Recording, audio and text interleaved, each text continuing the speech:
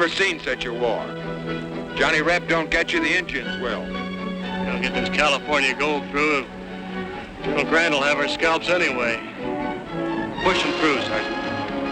Yes, sir, Lieutenant.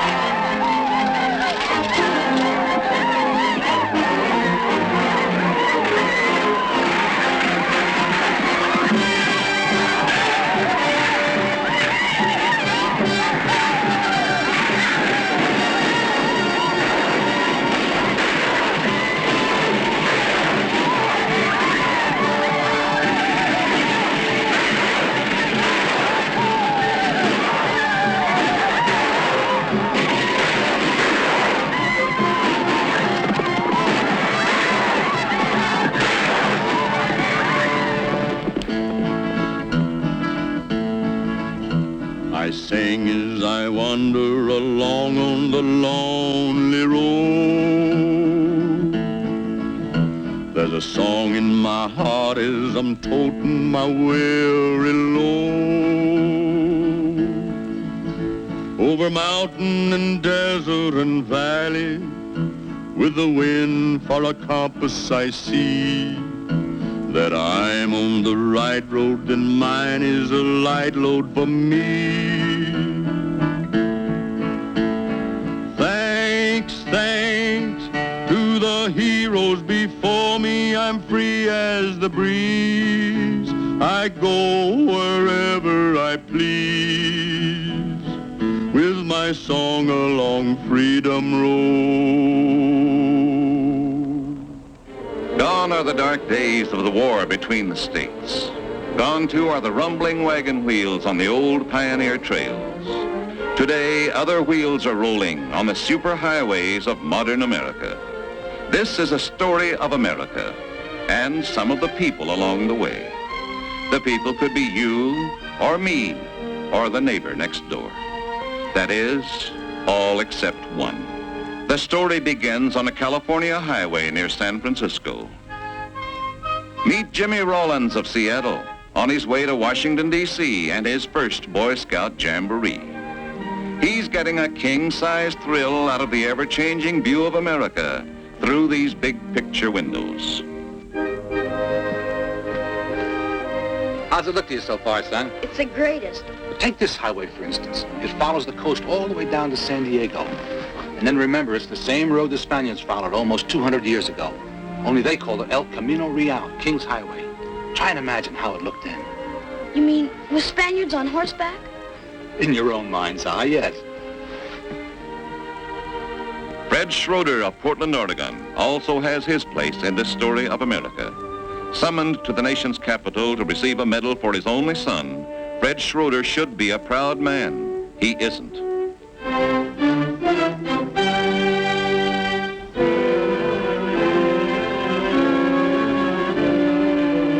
Oh, boy, look at that.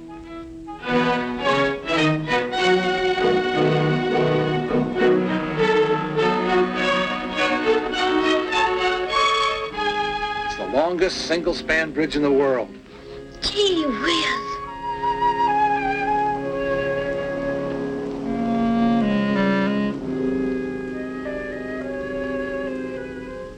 Aren't you even gonna look at it? Look at what? It's only the Golden Gate Bridge. Only.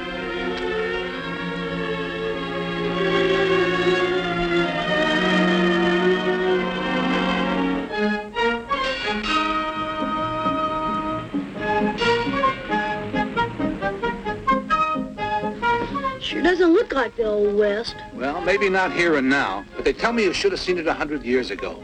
San Francisco was the Old West then. You see that street sign up ahead? Sutter Street.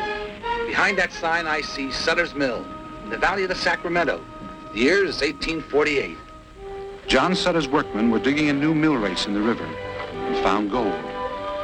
Sutter tried hard to keep it quiet, knowing it meant trouble. But it was like fighting a prairie fire with a bucket.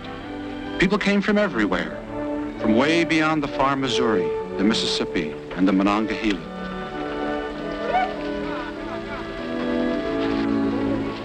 Even the Rockies couldn't stop the rush for gold. Where there was no road, there was block and tackle and just plain old willpower. Skimming over our highways today in air-conditioned comfort, it's hard to realize what those 49ers went through to get here.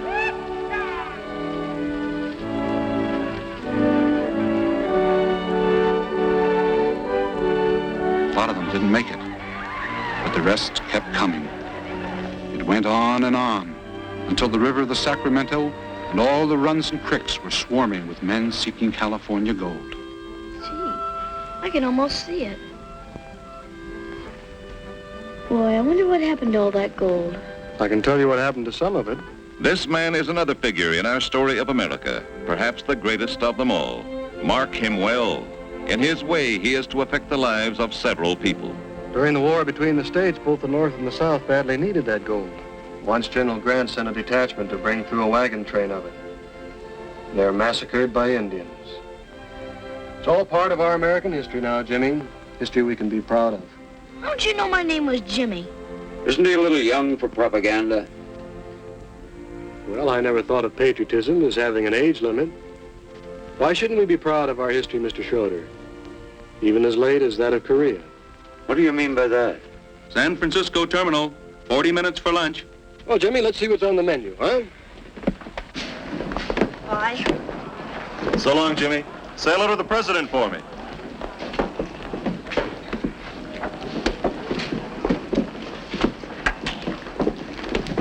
Where did I pick him up? One for Sacramento, Chicago, Lee. Now loading in gate 7. All aboard. Thank you. That's your number? 14? No, young fellow, that's my safety record. Like you earn a badge in scouting. That means I've driven for 14 years and never even dented a fender. You must be pretty good. Oh, there are plenty longer records than that. The men who drive for Greyhound are proud they've made it the safest transportation in the land. Who's the proprietor around here? Where to, please? Philadelphia. Thank you. Hi there, General. Hey, aren't you Bill Roberts of the Philadelphia Eagles? Could be. Excuse me. Oh. He's a professional football player. Thank you. Thank you. Fumble. Oh, I'm sorry. That's all right. Wrong way Roberts does it again. Thank you.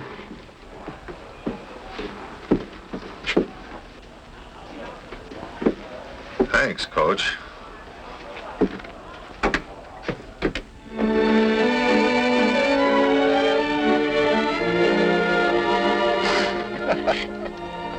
Anyway, I don't have to be in Philly for a week to sign the contract, so I thought I'd see the country. I hear it's quite a country. It is. You live in New York? I work there. I've been home on vacation in San Francisco. Me too. What do you know? A couple of natives and we got to go out of town to meet. Funny, isn't it? Say, look, it's only a hop from Philadelphia to New York. How about seeing the big town together? Why, I'll be pretty busy. Oh, I see. Guess I was offside, huh? Mind if we have a little talk? What about? You have a problem, so have I. I thought we might be able to help each other find the answers. I know the answer to mine. Are you sure you didn't look in the back of the wrong book? Hey, Bill, look at this. Excuse me, I'm published. Look, there's another one. Route of the Pony Express. It's all right here in my book. Riders of the Pony Express. That's right. Sacramento was the western end of it, you know. And St. Joe, Missouri was the eastern end.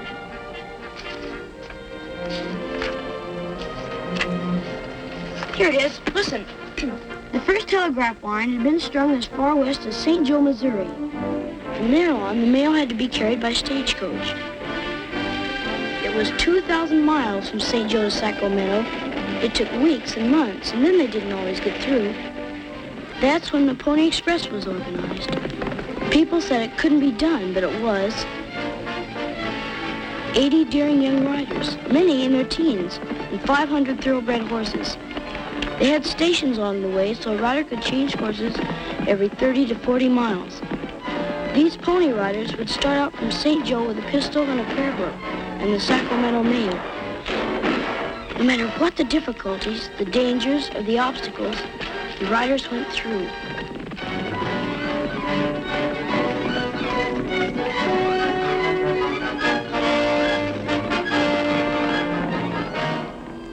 Boy, was that terrific. You know, you could almost see those ponies. I wish I would have been living then.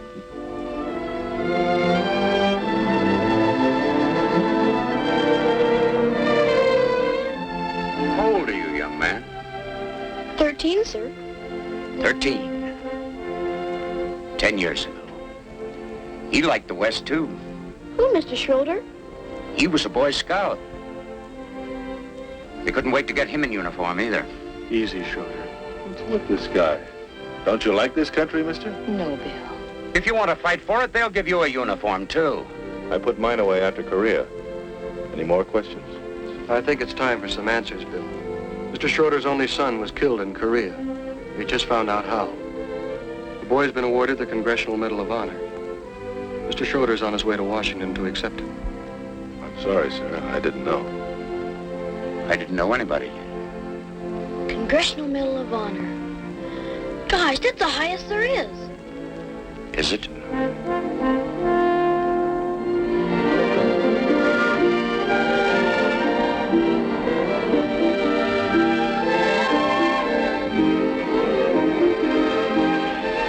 You know, this is one of the few towns in the world that never sleeps.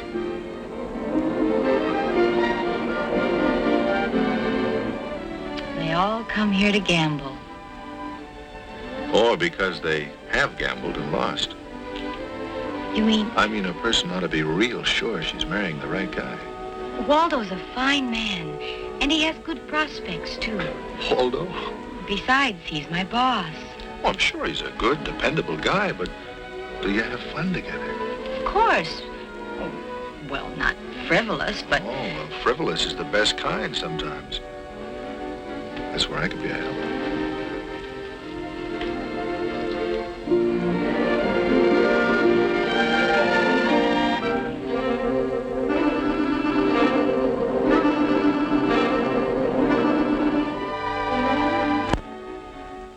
Where's the rest of your troop, son? They lost too? No, sir. They went on ahead. My dog was sick, and I couldn't leave till he got better. Oh, good for you, son. I like a feller I could depend on, even if I was a dog. Say, aren't you Tex Ritter, the movie cowboy? That's my brand. I saw you get on at Laramie. Have been on personal appearances, Denver and places. I wish I could hear you in person. Well, could you? Well, now, maybe I could. Just one short one. Did you ever hear the legend of the Alamo? I don't know. Did you ever hear of Davy Crockett? Oh, sure. Well, this song here is about Davy and the Alamo. Now, you try to imagine that you're in San Antonio, Texas, while I sing about it. Alamo and the stubborn band that stood in the path of invasion. 180 were challenged by Travis to die. By the line that he drew with his sword when the battle was nigh. And young Davy Crockett was first to cross over with a gallantry fierce in his eye. For God and for freedom, a man more than willing to die. Aye, Santa Ana, we're killing your soldiers below. That men, wherever they go, will remember the Alamo. They sent a young scout through the battlements bloody and loud. with the words of farewell from a garrison valiant and proud.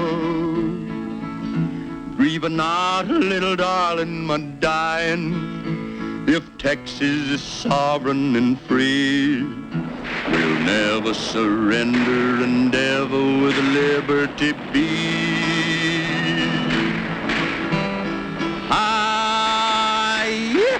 Santa Ana, we're killing your soldiers below. That men, wherever they go, will remember the Alamo.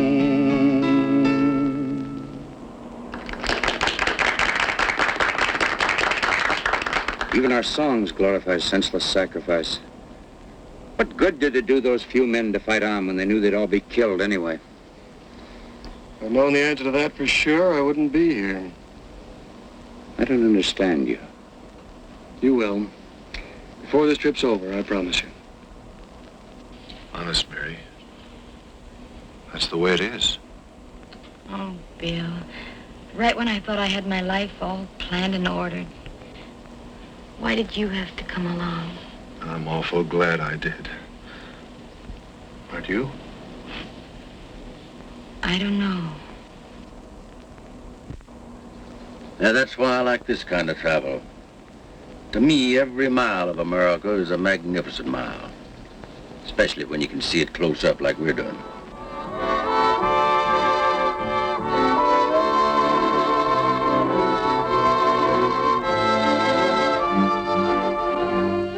But you've got to give me more time. Time? Time I'm running fresh out of. Gee, Mary, I can't let you just walk out of my life. This trip will be over before you know it. You see, we're coming into Chicago now. That's Lake Michigan. Oh, Yeah, that lake saved a good many lives once. it did? To look at it the way it is today, it's hard to realize that right here in 1871 was the scene of the most destructive fire there ever was. Thousands of people saved themselves by wading out into the lake, where the smoke turned day into night and the flames turned night into day. All because Miss O'Leary's cow kicked over that land. But the city rebuilt, bigger and better than ever, with only a few landmarks left to show where the great fire was. Well, I see we're pulling in. I'll be leaving you in Chicago. You can get off and look around if you want to. You'll have a little time here. Well, then goodbye, Mr. Ritter. Just wait till the troop hears I rode this far with you. Pleasure's all mine, Jimmy. Be a good scout. Well, goodbye, Tex. So long, partner. Say, I know where I've seen you before. Was that so? Weren't you in my outfit, the old 2nd Division?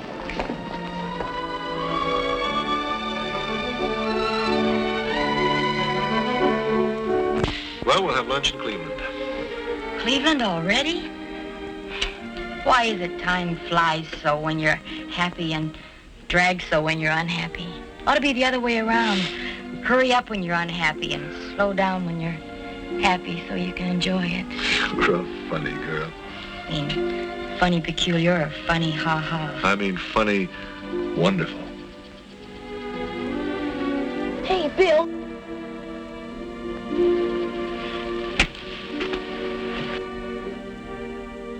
Oh, so it's pirates now, huh? You know, I've been down where a lot of these fellas used to hang out. Honest? Where? Florida Keys. Keys?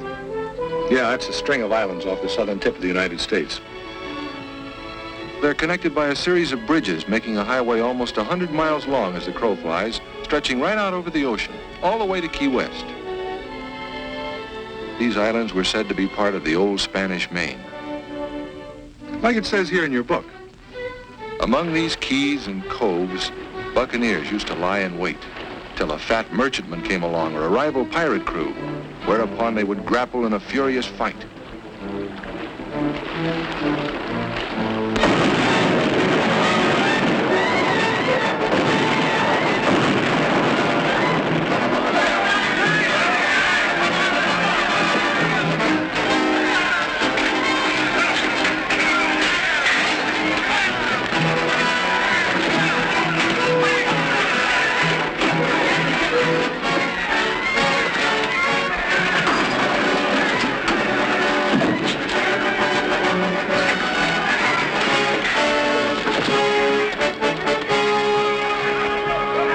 There's a lot of buried treasure down there. Could be.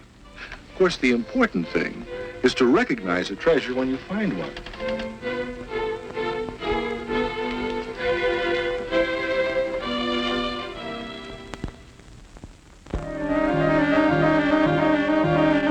We certainly made good time on the Pennsylvania Turnpike. You getting in a hurry now that your trip's almost over? Oh, no. I mean, I'm really enjoying seeing the country. Well, remember one thing. In this country, a woman has a right to change her mind.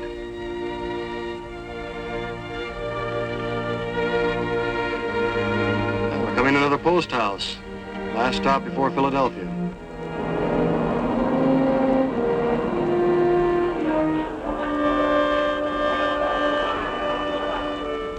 Well, if we'd have been here 180 years ago, we might still have eaten Philadelphia scrapple and cherry pie. But I doubt if we'd have been drinking iced coffee. No.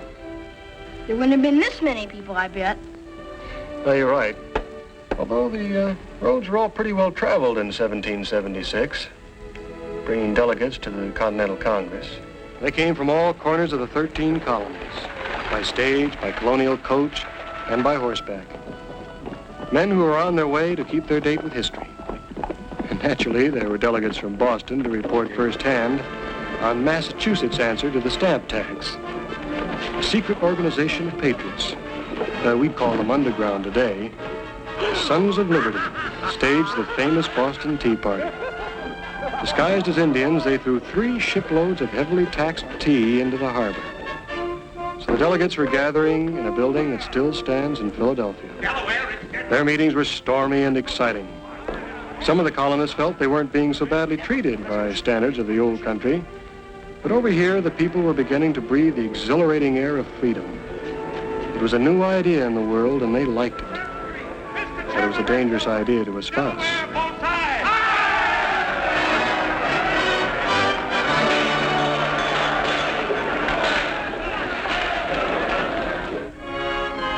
The signing of the Declaration of Independence, making all men free and equal.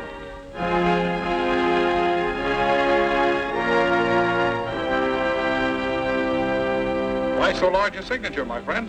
So John Bull may read my name without his spectacles. We must hang together, or else most assuredly we'll all hang separately.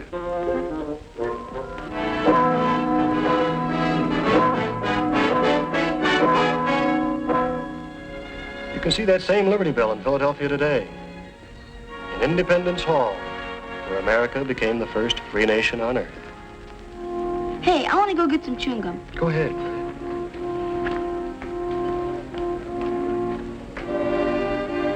We better get back to the bus. I imagine your son was a lot like that. A lot.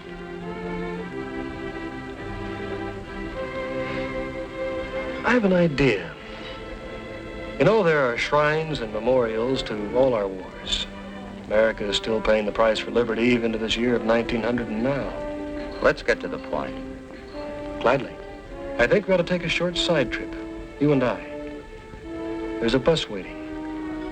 Trust me. You'll be glad of it the rest of your life. All right.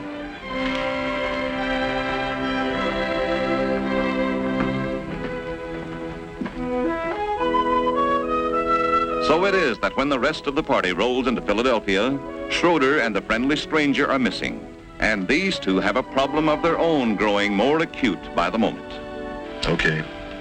I'll stick around while you phone him. Yes. Yes, dear. All right. Goodbye, Waldo.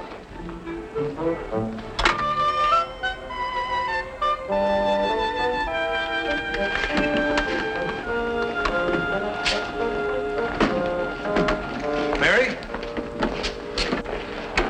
Did you tell him about us? I couldn't. Not just like that. Maybe that'll help you make up your mind. Thanks. It does. You and your football manners.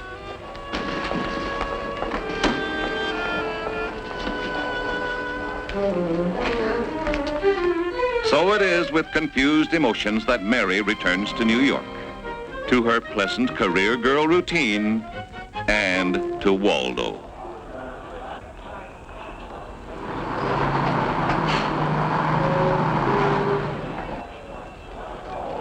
Mary! Hello, Waldo.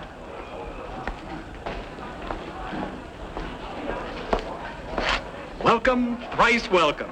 We better get out of here. I have something in this box for you. I'll take your luggage. Excuse us, please. I trust you feel completely rejuvenated. There are a great many things at the office that require attention. What's the matter?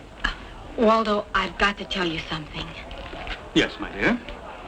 Then I'll be going back to Philadelphia. To Philadelphia?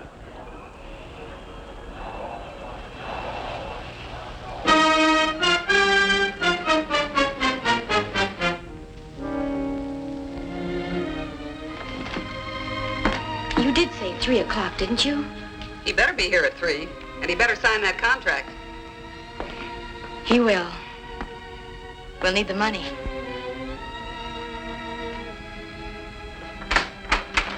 Good news, honey. Here I am. Could tell the old man.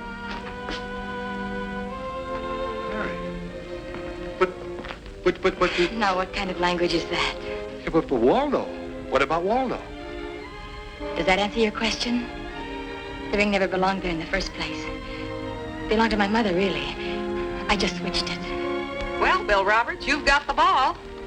Now carry it.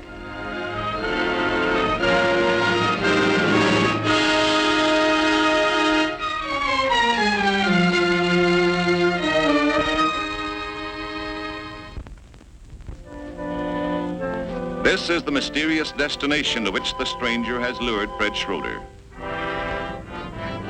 What connection is there between this bit of Pennsylvania countryside and far-off Korea? I still don't know why you wanted me to come here. I wanted us both to come here, because there's a message here we both need. What message? Who are you, anyway? Come to think of it, I don't even know your name.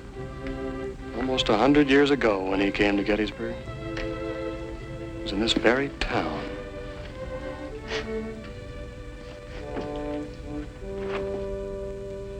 You're comfortable, Mr. President? Mrs. Wills and I want this night to be as easy for you as it will be memorable for us. That's very kind of you, Judge. I'm afraid they'll expect you to make a few remarks, Mr. President. I better save my few remarks for tomorrow. Is there anything else? No, yes, there is something else. Would you request the band to play Dixie for me? Dixie? Mr. President. Dixie, sir? Somehow I think it would be a fitting thing at this time, in this place.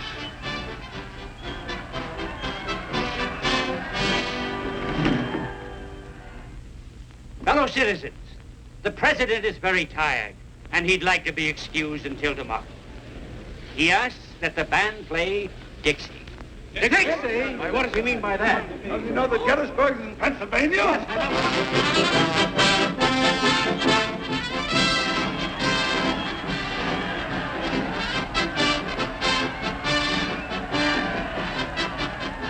Why, they seem to like it. Why not? It's a mighty fine tune.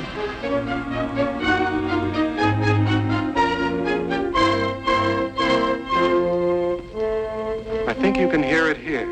Listen. I don't hear anything. I don't Listen. Beside that monument. That's where Abraham Lincoln stood to deliver his Gettysburg Address. You can hear the murmur of the crowd gathered before the speaker's platform. Now, they're quieting now.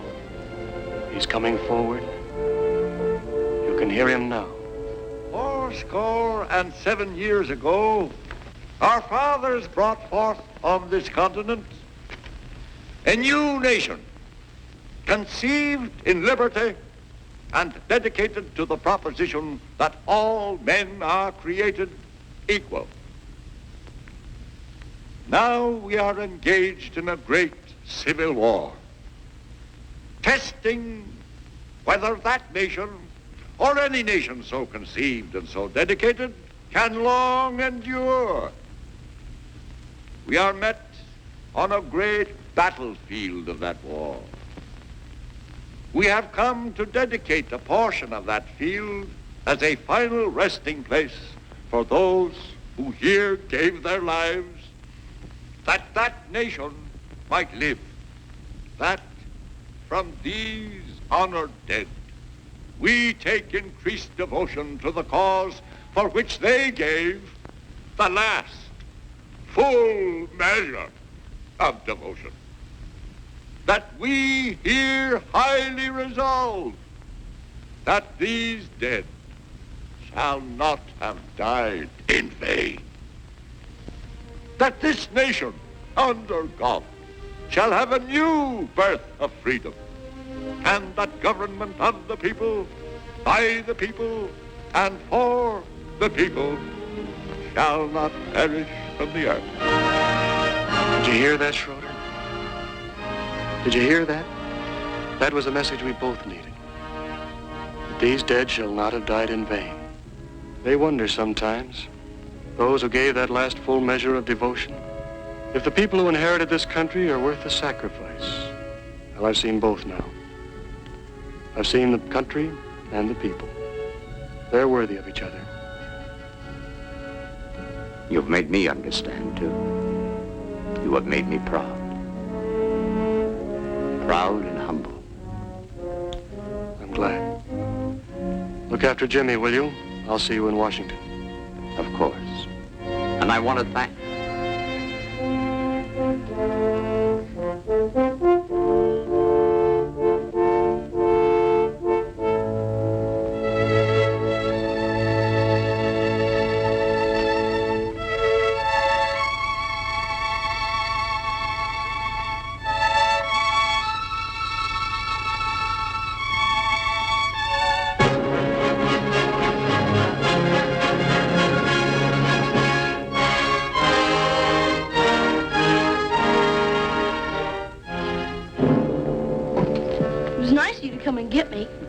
I wanted you here with me, Jimmy. That's the tomb of the unknown soldier. Is the guard always there? Always. And over there lie other heroes. The unknown of the war between the states and other wars. Is this where we're supposed to meet him? I thought we might. He said he'd see us again. Come to think of it, he didn't say we'd see him.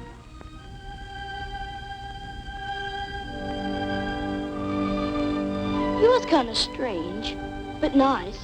I wonder what he does. I don't know, Jimmy. But whatever it is, I have a feeling his job is done. And to think we never even knew his name.